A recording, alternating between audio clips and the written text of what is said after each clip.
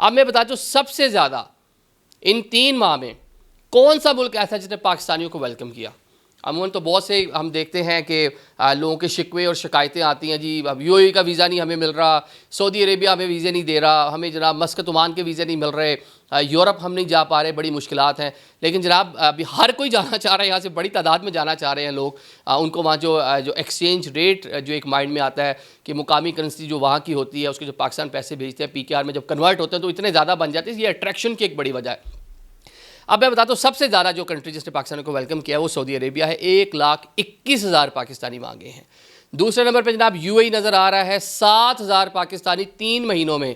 अब जब हम व्लॉग करते हैं, यूएई ने जो वीज़ा पाबंदियाँ लगा दी पाकिस्तान में, उस तरह वीज़ा नहीं मिल रहे, 5 साल का वीज़ा मिल रहा है, उसके लिए आपको सिक्योरिटी बॉन्ड देना पड़ेगा, डिफरेंट किस्म की टर्म्स एंड कंडीशंस उसके ऊपर अप्लाई कर दिए उन्होंने। लेकिन उसके बावजूद भी 7,000 3 महीने में वीज़े दिए हैं जनाब उन्होंने।